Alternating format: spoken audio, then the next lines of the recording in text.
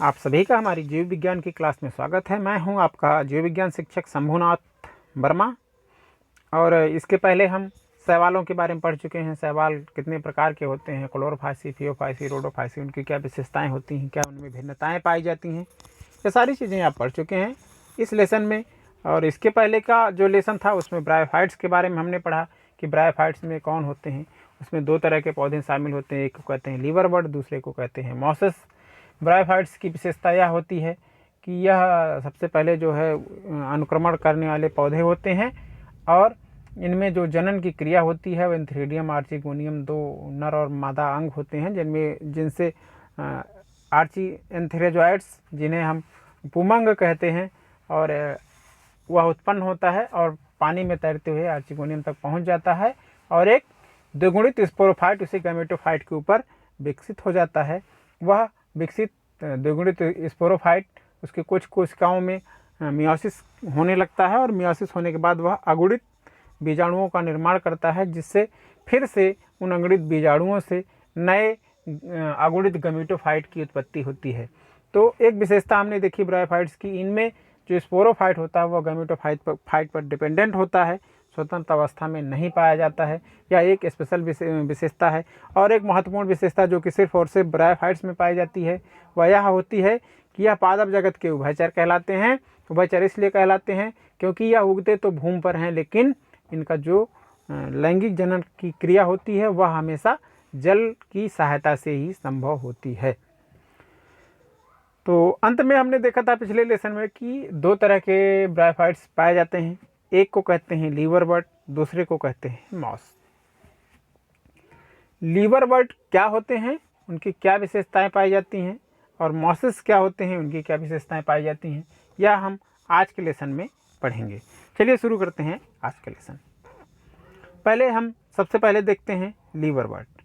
Liver bird की संरचना कुछ जैसे हार्ट होता है इस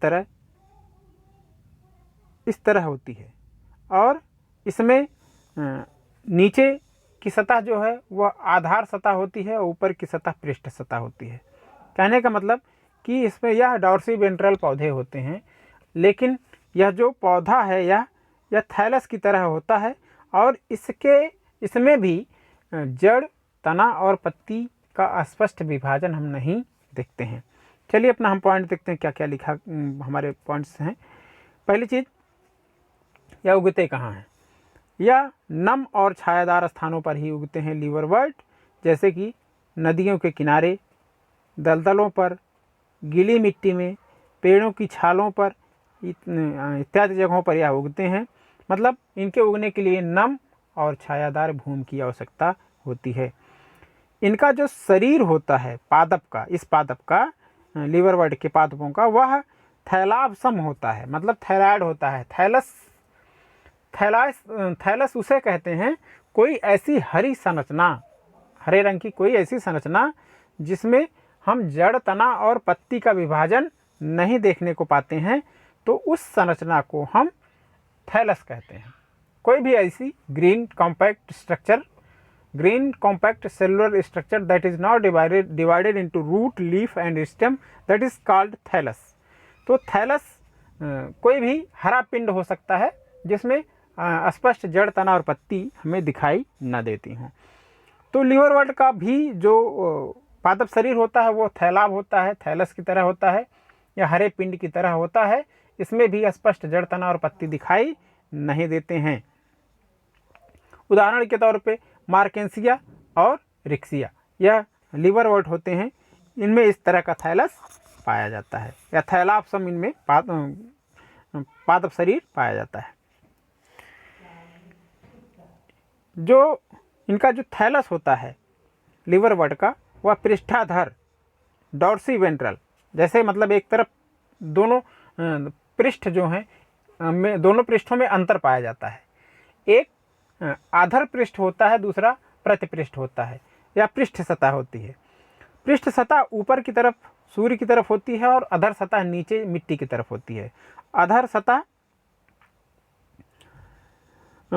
इसका जो थैलस का पृष्ठ होता है वह थैलस जो होता है वो दो भागों में विभाजित होता है और साथ ही जो पृष्ठ सतह होता है उस पर पत्ती संरचनाएं जो हैं वह 2 कतारों में लगी हुई होती हैं ऊपरी सतह पर, पृष्ठ सतह पर। और जो अधर सतह होती है उस अधर सतह पर चूंकि वह मिट्टी के संपर्क में होता है तो उस पर जड़ के जैसी संरचनाएं जो कि एक कोशिकीय होती हैं वह पाई जाती हैं, जिन्हें हम मूल संरचनाएं कहते हैं या मूलाभ कहते हैं। वह इस थैलस को मिट्टी से जोड़े रखने का काम करने में सक्षम होती हैं, बाकी वह और कोई कार्य नहीं करती हैं। जैसे कि हम सामान्य जड़ों को देखते हैं, वह पानी से जल और खनिज लवण अवशोषित करने का काम करती हैं, लेकिन जो ब्रायोफाइट्स में मूल संरचनाएं पाई जाती हैं वह मूल संरचनाएं जड़ की तरह न कार्य करके सिर्फ एक कार्य करती हैं, उसको आधार सतह से, जिस वह आधार पर उगा हुआ होता है उस आधार से उसको चिपकाए रखने का काम करती हैं। और जो इनमें यह एक इनका जो थैलस का स्ट्रक्चर होता है वो हमने बताया कि हम यह जो इस तरह का स्ट्रक्चर है इसलिए इसे हम लीवर वर्ट कहते हैं। यह जो है कुछ थोड़ा बहुत जो लीवर की संरचना होती है उससे मिलता जुलता रहता है, मनुष्य का जो लीवर होता है उससे थोड़ा सा मिलता जुलता रहता है, इसलिए इसका नाम ही लीवर वर्ट रखा गया है। और इसमें पृष्ठ सतह आधार सतह होती है, ऊपरी सतह पर पत्तियां 2 कतारों में लगी होती हैं, नीचे जो है वो छोटी छोटी जड़ें लगी होती हैं या जड़ें एक कोशिकीय होती हैं जिन्हें हम मूल संरचनाएं कहते हैं या उस थैलस को मिट्टी से जोड़े रखते हैं। यह था हमारा समरी जो है इनकी जो एक्सटर्नल संरचना होती है थैलस की वह। अब जनन की क्रिया देख लेते हैं कि लीवर वर्ट में जनन की क्रिया कैसे होती है। लीवर वर्ट में जो अलैंगिक जनन की क्रिया होती है वह जो थैलस होता है इनका वो कई खंडों में टूट जाता है और एक एक पार्ट जो है उसका नए पौधे में विकसित हो जाता है।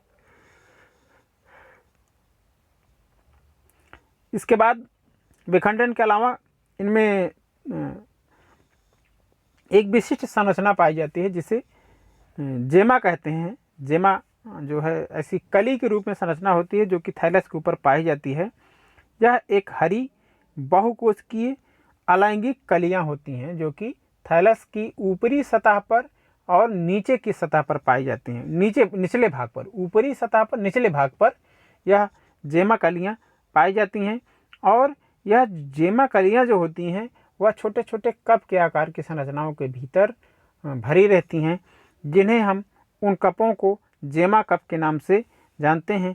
यह जेमा कप पृष्ठाधार सतह पर पृष्ठ और पृष्ठ के नीचे वाली सतह, मतलब आधार सतह नहीं, जो पृष्ठ होता है, जैसे यह आपकी प्रतिपृष्ठ सतह हो गई तो इसमें जहाँ से यह शुरू हुआ है यहाँ पर इस सतह पर, पृष्ठ सतह पर यह जेमा कप पाए जाते हैं। और जब जेमा कप जो है वह जो मूल प्लांट है, पेरेंट प्लांट है, उससे अलग होता है तो एक नए पौधे में विकसित हो जाता है। या इनमें अलैंगिक जनन की क्रिया जेमा द्वारा होती है।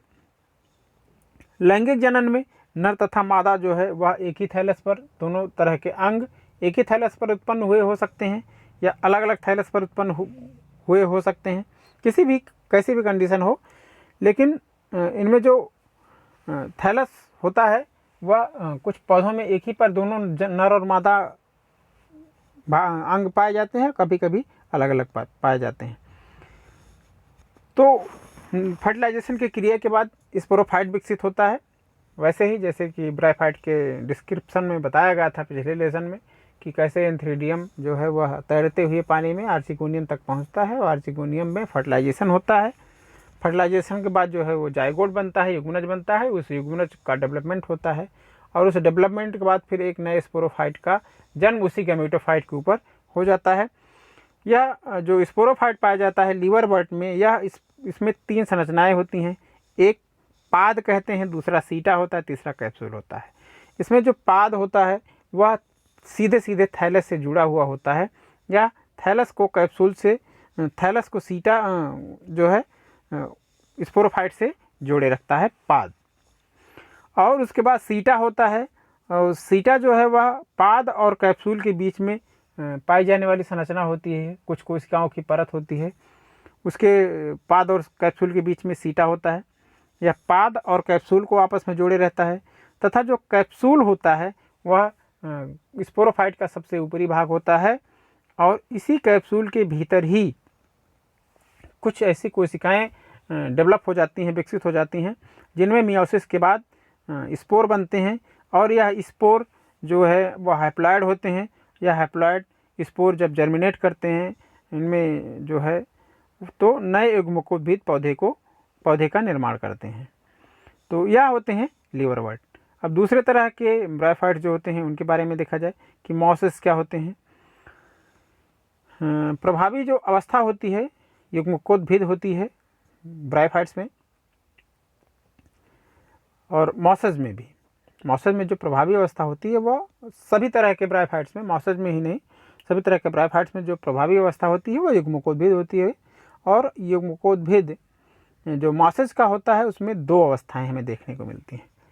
पहली चीज़, जब स्पोर जर्मिनेट करता है तो पतली धागे जैसी संरचनाएं उस स्पोर से निकलती हैं, जैसे घास के तने होते हैं ना, ज़मीन के पैरेलल बढ़ते जाते हैं, ठीक उसी तरह नया जो जर्मिनेट करने वाला स्पोर होता है जिनमें अंकुरण होता है जिस स्पोर में, उसमें एक धागे जैसी संरचनाएं, पहली तंतु जैसी संरचनाएं निकलती हैं जिन्हें हम प्रोटोनीमा कहते हैं। यह प्रोटोनीमा पहले ज़मीन के पैरेलल बनता है, बढ़ता है, ज़मीन के समानांतर बढ़ता है, और उसके बाद उसी पे यह हरे रंग का होता है और इसमें कई शाखाएं भी बढ़ती जाती हैं। पहले ज़मीन के पैरेलल या पूरा प्रोटोनीमा जड़ के जैसे फैल जाता है ज़मीन के समानांतर, ज़मीन के ऊपर ही। उसके बाद उसी से जो प्रोटोनीमा फैला हुआ होता है उसी से पार्श्व कलियां निकलती हैं, और जो पार्श्व कलियां निकलती हैं यह मांस के पौधे की दूसरी अवस्था का निर्माण करती हैं, जिसे हम लीफी स्टेज या पत्ती युक्त अवस्था कहते हैं। पहली तंतु अवस्था होती है, दूसरी पत्ती युक्त अवस्था होती है। तो उसी प्रोटोनीमा से पार्श्वकली के रूप में कुछ शाखाएं ऊपर को निकल जाती हैं, ज़मीन के वर्टिकल ऊर्ध्वाधर उनमें विकास होता है इन शाखाओं का, जो कि कली के रूप में प्रोटोनीमा से निकली हुई होती हैं, और सीधे जो तने होते हैं इस पत्ती अवस्था के, इस पर जो पत्तियां लगी होती हैं और स्पाइरल लगी होती हैं, और यह जो तना होता है यह भी प्रोटोनीमा की ही तरह शाखित होता है, तथा इसमें कुछ बहुकोशिकीय मूलाभ पाए जाते हैं। हमने लीवर्ट में देखा था एक कोशिकीय मूलाभ पाए जाते हैं, लेकिन मॉसेस में जो मूलाभ पाए जाते हैं वह बहुकोशिकीय मूलाभ होते हैं, और यह बहुकोशिकीय मूलाभ जो है उस लीफी स्टेज को मिट्टी से जोड़े रखने का काम करते हैं, और इसी लीफी स्टेज के ऊपरी हिस्से पर ही लैंगिक अंगों का विकास होता है। कुछ इस तरह सोच सकते हैं जैसे यह स्पोर हो गया और जर्मिनेट होने के बाद ऐसे ऐसे इसमें शाखायुक्त वृद्धि हो रही है, यह प्रोटोनीमा है इससे निकलने वाला स्पोर से जर्मिनेट होने के बाद। उसके बाद इसी से एक बगल से पार्श्वकली है जिससे यह पौधा निकल गया और इस पर पत्तियां बन गई इस तरह, और इसी पे स्पोरोफाइट बाद में विकसित हो जाता है। तो यह जो है कलियों के रूप में इरेक्ट पौधा होता है या ज़मीन के, और प्रोटोनीमा जो है वह ज़मीन के पैरेलल फैला हुआ पौधा होता है। तो यह इसकी संरचना होती है। और एक चीज़ कि यह जो स्पोरोफाइट होता है यह भी उसी गैमेटोफाइटिक प्लांट के ऊपर ही डिपेंडेंट होता है। दूसरी चीज़ जो यह विकसित हो रहा प्रोटोनीमा है, प्रोटोनीमा चूंकि स्पोर से विकसित हो रहा है, ध्यान देने वाली बात है कि प्रोटोनीमा स्पोर से विकसित हो रहा है तो प्रोटोनीमा भी हैप्लॉयड है, और जो लीफी प्लांट विकसित हो रहा है वह भी हैप्लॉयड ही होगा क्योंकि वह भी स्पोर से प्रोटोनीमा से ही डेवलप हुआ है। उस लीफी स्टेज के ऊपर जो सेक्सुअल ऑर्गन पाए जाते हैं, लैंगिक अंग पाए जाते हैं, जब उनमें फर्टिलाइजेशन होने के बाद जो जाइगोट बनता है वह डिप्लॉयड होता है, द्विगुणित होता है, और उसी में कैप्सूल का निर्माण होता है, और वह कैप्सूल द्विगुणित कैप्सूल विकास करता है और इस मॉसेस के स्पोरोफाइट का डेवलपमेंट करता है। बाद में उसी स्पोरोफाइट के भीतर की कुछ कोशिकाएं कैप्सूल की वह उनमें मियोसिस डिवीजन होने लगता है और फिर वह अगुणित बीजाणु का निर्माण करने लगते हैं। तो यह ध्यान रखना है, या चाहे लीफी स्टेज हो चाहे प्रोटीनिमा हो, वह सब हैप्लॉइड होती हैं या अगुणित होती हैं। जनन की क्रिया देख लीजिए। मासेस में, मांस में जो कायिक जनन होता है वह जो तंतु निकले होते हैं स्पोर से, कभी कभी उनमें विखंडन से होता है और कभी कभी उन तंतुओं में मुकुलन भी हमें दिखाई देता है, जिससे नए पौधे का निर्माण हो सकता है। लैंगिक जनन में जो लैंगिक अंग होते हैं, जो पत्तीदार प्रारोह होता है उसके शीर्ष पर विकसित होता है, और जब निषेचन होता है तो निषेचन के बाद स्पोरोफाइट का विकास भी जो होता है, युग्मनज से विकसित होता है स्पोरोफाइट, वह भी इसी पत्तीदार प्रारोह के शीर्ष पर ही विकसित होता है। स्पोरोफाइट इनमें भी 3 भागों में बटा हुआ रहता है, मॉसेस में भी स्पोरोफाइट, और वह स्पोरोफाइट के वही 3 भाग होते हैं, पाद, सीटा तथा कैप्सूल। यही 3 भाग हमें लिवरवर्ट में भी देखने को मिलते हैं, लेकिन उनमें डिफरेंशिएशन पाद और सीटा के बीच में कम होता है। वो अंतर हमें नहीं लगेगा कि कहाँ तक पाद है कहाँ तक सीटा है। फूट, सीटा और कैप्सूल, यह इनमें कहाँ से कहाँ तक है, यह ज़्यादा डिफरेंशिएशन हमें लिवरवर्ट में देखने को नहीं मिलता है। लेकिन मॉसेस में फूट, सीटा और कैप्सूल तीनों ही पार्ट बहुत ही स्पष्ट विभाजित हुए दिखाई देते हैं। इनका जो कैप्सूल होता है वह लिवरवर्ट से बहुत ज़्यादा डेवलप होता है, और कैप्सूल में ही मियोसिस के बाद स्पोर बनते हैं, और मांस में जो स्पोर के वितरण की एक विधि पाई जाती है वह बहुत ही विशिष्ट और विस्तृत होती है, जिसे आप आगे की कक्षाओं में पढ़ेंगे, या कुछ रेफरेंस बुक में है उसको आप पढ़ सकते हैं, लेकिन आपकी एनसीईआरटी बुक में नहीं दिया गया है, तो उसकी चर्चा हम यहाँ नहीं कर रहे हैं। फिलहाल अगर ज़रूरत होगी तो उस पर भी बात की जाएगी अगर आप चाहेंगे तो। लेकिन या जान लीजिए कि मॉसेस में जो स्पोर वितरण की एक विशिष्ट टेक्निक पाई जाती है, विशेष वितरण प्रणाली पाई जाती है, जिससे इनके स्पोर बहुत दूर दूर तक फैलते हैं। तो इनके जो प्रमुख सदस्य हैं वह फ्यूनेरिया है, पॉलीट्राइकम है तथा स्पैगनम, वह मॉसेस के सदस्य होते हैं। तो यह था आज का लेसन ब्रायोफाइट्स। तो ब्रायोफाइट्स का जो टॉपिक है वह 2 लेसन्स में पूरा हुआ। पहला आपने पढ़ा था, और आज का लेसन 2 लिवरवर्ट क्या होते हैं और मॉसेस क्या होते हैं उसके बारे में पढ़ लिया गया। तो इसी के साथ ब्रायोफाइट्स पूरे हो गए। अब नेक्स्ट लेसन में जो है नेक्स्ट टॉपिक के साथ शुरुआत की जाएगी। तब तक आप पढ़ते रहिए और अपने आप को सुरक्षित रखिए। बहुत बहुत शुभकामनाएं।